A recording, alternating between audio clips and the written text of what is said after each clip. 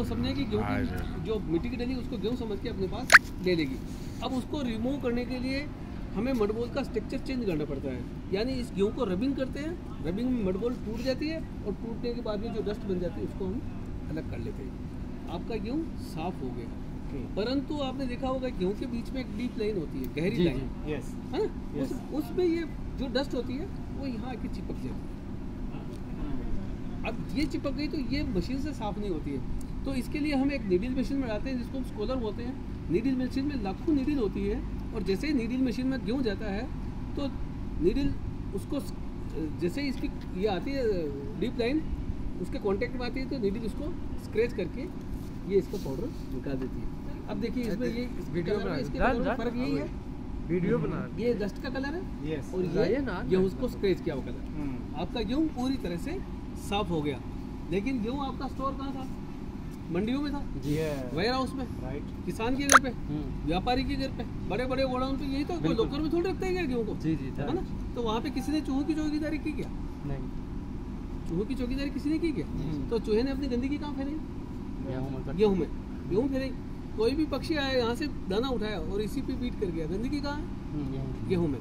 कोई भी पल्लेदार जाएगा जूते पहन के जाएगा, जूते खोल के जाएगा, जूते पहन के जाएगा, तो गली मोहल्ले की गंदगी जूतों में और जूते की गंदगी गेहूँ में।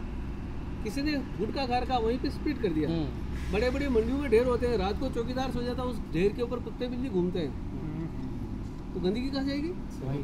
आपका गेहूँ दूषित हो गया है, ये इसको खाने लायक नहीं रहा है। और इसको इस गंदगी को साफ करने की वर्ल्ड में कोई मशीन नहीं है इस गंदगी को हम साफ कर सकें। हमारे पास सिर्फ एक ही ऑप्शन है, पानी। पानी से गेहूँ को वॉश करके पानी को मतलब पानी से गेहूँ को धोया जाता है और धोने के बाद में गंदे पानी को ड्रेन कर दिया जाता है।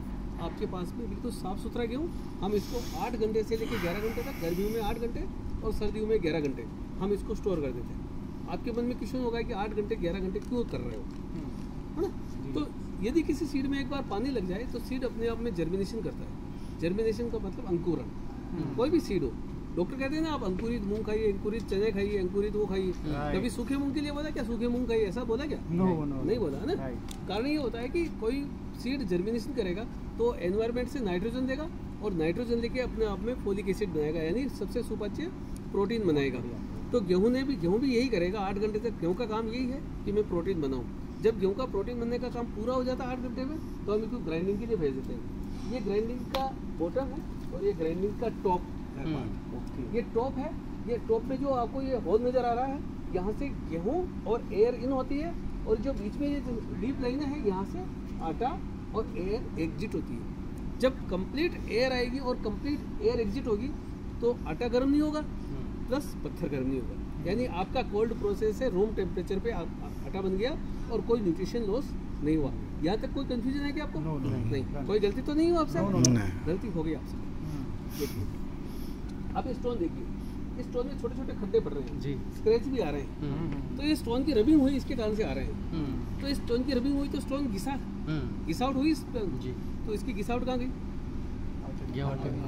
यानी आपने इतना सब कुछ किया और डाला क्या आटे में? पत्थर दोबारा डाल दिया। तो इसको निकालना पड़ेगा वापस। कोई है क्या ऑप्शन? नहीं, निकालना तो पड़ेगा ना, है। वापस आप स्टोन पे आ जाएंगे।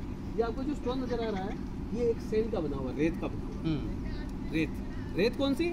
जिस रेत में आयरन की कंटेंट है, आप समझ गए। जिस रेत में आयरन की मात्रा है, ये लोहे की मात्रा है, उसी रेत को ही हमने सेलेक्ट किया है और उस रेत को सेलेक्ट करके उसको कंप्रेस करके पत्थर बनाया, फिर उसको दबाव देके ये पत्थर बनाया हुआ है। यदि इस रेत में आयरन है, यदि इसकी सैंड में आयरन की मात्रा है तो निश्चित रूप से उस डस्ट में भी तो आयरन होगा।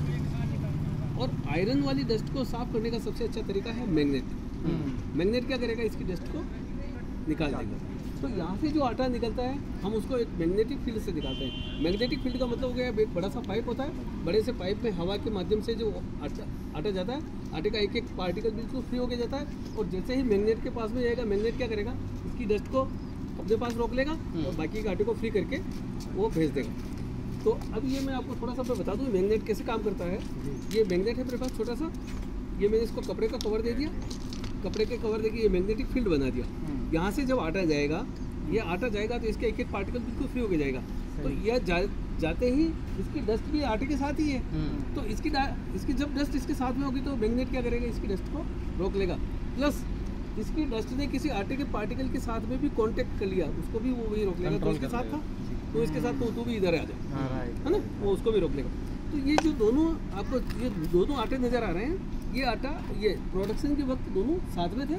इसको मैग्नेट ने रोक लिया और इसने मैग्नेट ने नहीं रोका। तो कैसे क्या है वो बता दूं मैं आप। ये मैग्नेट है, इसको इसमें घुमा दिया मैंने, कुछ भी नहीं है।